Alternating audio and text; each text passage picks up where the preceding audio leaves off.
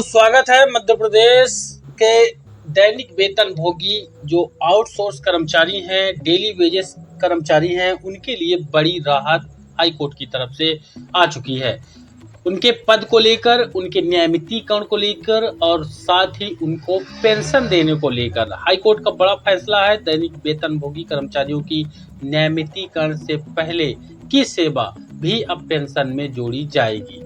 Jabalpur high court ने प्रदेश के लाखों दैनिक वेतन भोगी कर्मचारियों के लिए एक बड़ा फैसला सुनाया है। अब ये कर्मचारी जिनकी सेवा नियमित होने से पहले मासिक भुगतान पर दैनिक वेतन भोगी के रूप में थी, उनकी सेवा को पेंशन योग सेवा में शामिल किया जाएगा। जबलपुर से विस्तृत अपडेट है। जबलपुर हाई कोर्ट ने प्रदेश के लाखों दैनिक वेतन भोगी कर्मचारियों के लिए एक बड़ा फैसला, राहत भरा फैसला सुनाया है।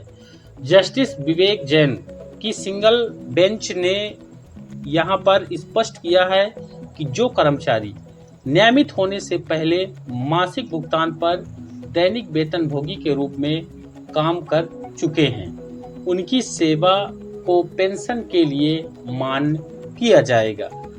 अदालत ने यह निर्देश दिया कि यह सेवा 15 साल की मासिक भुगतान वाली सेवा पूरी होने के ठीक बाद पेंशन योग सेवा में शामिल कर ली जाएगी। इसका मतलब यह है कि कर्मचारियों की लंबे समय तक की मेहनत को अब नजरअंदाज नहीं किया जाएगा और उन्हें पेंशन में सही हक मिलेगा। मासिक भुगतान पर काम करने वाले कर्मचारियों को दर्जा।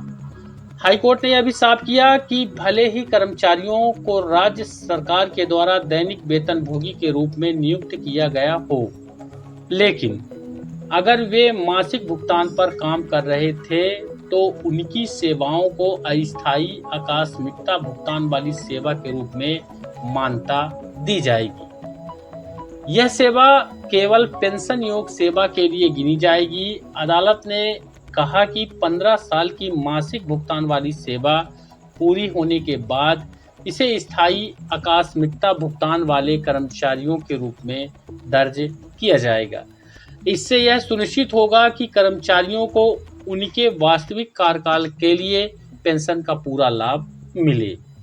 वहीं आपको बता दें, 15 साल से अधिक की सेवा के नियम तय किए गए हैं, जिस पर हाई कोर्ट ने यह तय किया कि 15 साल से अधिक की सेवा केवल पेंशन की गणना के उद्देश्य से ही मान्य होगी।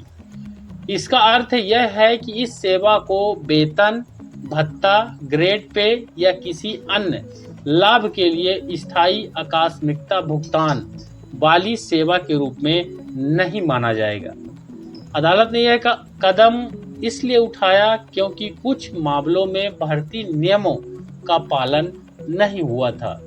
इस तरह से कोर्ट ने यह संतुलन बनाए रखा कि कर्मचारियों को पेंशन में लाभ मिले, लेकिन नियमों का उल्लंघन अन्य लाभों के लिए असर न डाले। यानी आम भाषा में यदि इसे समझें तो नियमितीकरण के पहले की सेवाओं का लाभ सिर्फ पेंशन के लिए मिलेगा, अन्य भत्तों के लिए उस अवधि का लाभ इनको नहीं मिलेगा।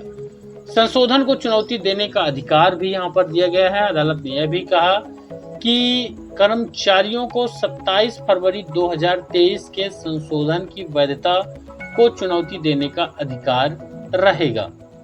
अगर भविष्य में किसी याचिका में कोर्ट यह संशोधन अल्ट्रा वायरस यानी अधिकार से बाहर घोषित करती है, तो याचिकाकर्ता अपनी अस्थायी आकस्मिकता भुगतान वाली सेवा की गणना पेंशन के उद्देश्य से मांग सकते हैं। इस प्रावधान से कर्मचारियों को भविष्य में किसी प्रशासकीय या कानूनी बदलाव से अपने अधिकार खोने का डर नहीं रहेगा। 6 महीने के भीतर होगा आदेश का पालन। आपको बता दें कि हाई कोर्ट ने मध्य प्रदेश सरकार को यह आदेश 6 महीने के भीतर लागू करने का निर्देश दिया है। इसका मतलब यह है कि 6 महीने के अंदर कर्मचारियों की नियमितीकरण से पहले की सेवा को पेंशन में शामिल कर दिया जाएगा। अदालत ने समय सीमा तय करने का उद्देश्य यह रखा कि सरकारी मशीनरी की धीमी प्रक्रिया से कर्मचारियों को राहत मिलने में देरी न हो। यह आदेश न केवल कर्मचारियों के अधिकारों को सुरक्षित करता है, बल्कि उन्हें वित्तीय स्थिरता भी सुनिश्चित करता है। मील का पत्थर साबित होगा यह आदेश। हाई कोर्ट का फैसला आने के बाद यह तय हो गया है कि यह आदेश उन सभी कर्मचारियों के लिए मील का पत्थर साबित होगा जिन्होंने लंबे समय तक दैनिक वेतनभोगी के रूप में सेवा दिया है और बाद में नियमित हुए हैं। नियमित किसी भी तरह से हुए हों, डायरेक्ट एग्जाम के माध्यम से या फिर विभाग के माध्यम से या फिर उनकी व्यवस्था को नियमित किया गया, वो कोई भी क्राइटेरिया है। लेकिन अगर आप पहले आउटसोर्स संविदा या डेली वेजेस पर थे और बाद में आपको परमानेंट नौकरी मिल लिया गया, तो आपका पुराना जो सालों का है वो 15 साल का काउंटिंग लिया जाएगा पेंशन भुगतान में। अब उनकी मेहनत और बरसों की सेवा को पेंशन में मान्यता मिलेगी, जिससे उनकी वित्तीय सुरक्षा मजबूत हो जाएगी। अदालत के इस आदेश से यह स्पष्ट संदेश गया कि कर्मचारियों की दी गई सेवा की पूरी कद्र की जाएगी और उन्हें उनके हक के अनुसार उनका लाभ भी दिया जाएगा। साथ ही दैनिक वेतन कर्मियों को मिली बड़ी राहत। इस मामले की सुनवाई 21 अगस्त 2025 को पूरी हो चुकी थी और आदेश को हार्ड एंड रिजर्व रखा गया था। अब 27 सितंबर 2025 को इसको घोषित किया गया है। याचिकाकर्ताओं ने राज्य सरकार की 1990 और सन 2007 की नीतियों का हवाला देते हुए मांग किया था कि न्यायमितीकरण से पहले की उनकी सेवाओं को पेंशन में शामिल कर लिया जाए। हाई कोर्ट ने इस मांग को स्वीकार कर लिया और कर्मचारियों को बड़ी राहत अपने फैसले पर दे दिया। आपको बता दें कि अलग अलग विभागों पर लाखों की संख्या में डेली वेजेस, दैनिक वेतनभोगी, आउटसोर्स संविदा कैडर के कर्मचारी शामिल हैं।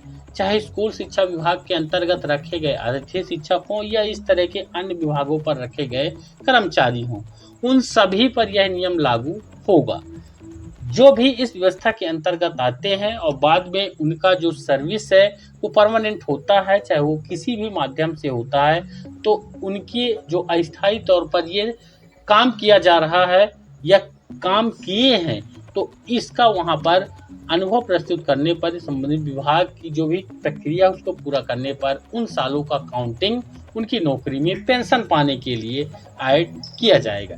वीडियो को ज़्यादा से ज़्यादा लाइक और शेयर कर दीजिए। चैनल पर नए हैं तो सब्सक्राइब जरूर कर लीजिए।